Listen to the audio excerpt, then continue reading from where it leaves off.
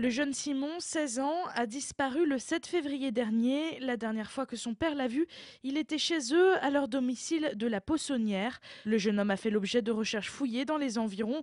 Sa famille est sans nouvelles de lui. Si vous le voyez, appelez la gendarmerie de Saint-Georges-sur-Loire au 02 41 39 13 10. Made in Angers a 10 ans et la recette a toujours autant de succès.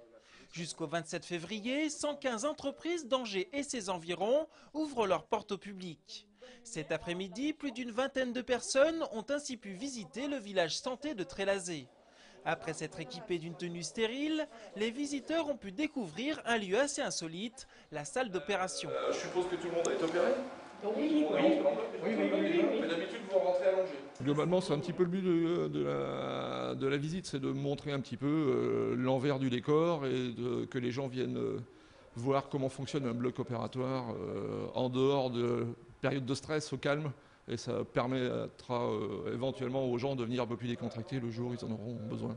On se rend compte qu'il ne faut pas en avoir peur, que c'est un milieu qu'on ne connaît pas beaucoup, mais qui, avec l'évolution, eh bien, on se rend compte que ça vaut le coup de s'y intéresser, de voir de plus près ce qu'on fait aujourd'hui. C'est la première fois que le village santé participe à Made in Angers et le succès est déjà au rendez-vous. L'Office du tourisme nous a dit que le jour où ils ont ouvert les réservations, le village santé était réservé à 100% au bout de 24 heures. Donc apparemment, la santé intéresse tout le monde, on comprend. Et visiter le village santé et visiter des structures d'hospitalisation, apparemment, a quelque chose de mystérieux qui attire du monde. Quelques-unes des 115 entreprises visitables ont déjà fait le plein. Notez cependant qu'il reste encore quelques places. C'est bien, moi on bouge, en plus avec du soleil, il fait beau. La ville d'Angers propose dès aujourd'hui aux enfants des initiations à l'athlétisme. L'idée étant de mieux connaître ce sport avant les championnats de France qui auront lieu fin juillet à Angers. J'ai fait le saut en hauteur, j'ai fait le javelot, j'ai fait la course. Tu préfères quoi? Le saut de haie. Pourquoi? Parce que c'est mieux, on peut sauter, ça va vite. Une centaine d'enfants sont venus avec leurs parents ou leur maison de quartier participer cet après-midi aux initiations au parc Saint-Nicolas. On sait toujours que quand il y a un événement médiatique, quand c'est la Coupe du Monde de foot, quand c'est les Jeux Olympiques, quand il y a quelque chose un petit peu, un temps fort, bon, c'est plus facile de sensibiliser la jeunesse parce qu'on a l'impression de, modestement, de faire partie aussi de l'événement. Donc on va, je pense, commencer à entendre de plus en plus parler de ces championnats de France d'athlétisme. Donc c'est une façon ludique de faire pratiquer l'athlétisme aux enfants. D'autres rendez-vous gratuits sont prévus prochainement dans les quartiers Montplaisir et Grand Pigeon. Qui sait, peut-être que certains enfants se trouveront une nouvelle passion. C'est bien de faire l'athlétisme. Et il y a un monsieur qui m'a demandé si je pouvais aller dans un club. Ça veut dire que je suis douée. Alors, t'en penses quoi? J'essaierai de venir parce que j'aime bien ce sport-là. Ok, allez on y va. 7h15 ce vendredi matin à Lille où se sont déroulées les finales nationales des Olympiades des métiers. Les 51 candidats des Pays de la Loire entament leur deuxième journée de compétition. Ils sont les meilleurs de leur région, de leur métier. Ils doivent maintenant décrocher la médaille d'or pour s'envoler pour le Canada où aura lieu la finale internationale. Ah mon Juju, il faut faire un effort, il faut se renouveler là. Allez. Et pour atteindre leur objectif, ils peuvent compter sur leur coach, Dominique, qui ne perd pas une occasion de les bichonner et de les sermonner. Son objectif, faire naître chez ces jeunes champions un esprit d'équipe pour que chacun se transcende dans son travail. Vous faites monter en vous la compétence. Voilà. Et maintenant, je salue tout le monde et j'encourage à la victoire pour chacun et on se congratule. Voilà, profitez. Ne faites pas du paquet là, regardez-moi ça, vous faites comme si vous étiez dans le foot. C'est gloire, victoire, Pays de la Loire. Donc c'est leur slogan. Donc c'est bien des individus au service d'une équipe. L'équipe se constitue. Deuxième étape, une équipe au service d'individus.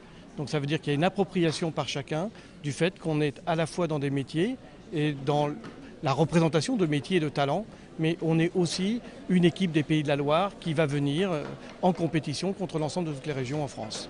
Les candidats sont également suivis individuellement pendant les 3 jours de compétition. Le coach passera chaque matin leur rendre visite. C'est vrai que ça nous motive dès le matin à passer une bonne journée et à pas baisser les bras. Il y a des moments où on se demande ce qu'on fait ici, mais il faut se reprendre aussitôt passer sous la douche, comme entre guillemets on a appris, pour mieux repartir. Allez, un peu d'énergie là. Pour d'autres candidats, nul besoin d'être encouragé, c'est le cas de Jacques, deuxième aux précédentes finales nationales.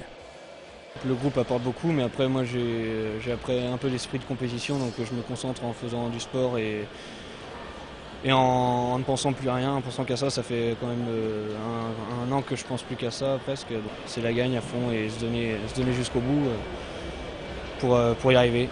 Et Jacques y est arrivé, il obtient la médaille d'or en maçonnerie et représentera la France lors de la finale internationale. Au total, 12 candidats des Pays de la Loire sur 51 métiers s'envoleront pour le Canada.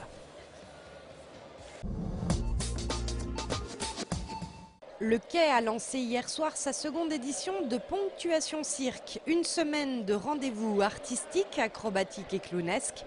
Le cirque quoi? C'est une forme qui est vraiment d'actualité, qui mêle plein de différentes autres disciplines qu'on retrouve au Quai. Donc le théâtre, la danse, la musique et donc le cirque vraiment souvent les regroupe et donc nous avons envie de travailler dans ce domaine-là. On y trouve de plus en plus de jeunes et de jeunes compagnies et d'ailleurs dans cette ponctuation on a vraiment essayé de donner une place très importante aux jeunes compagnies. C'était évidemment le cas hier soir avec la Crida Company, un duo formé par une Catalane et un Français et qui aime à mélanger danse contemporaine, mime, jonglage et même chant et musique.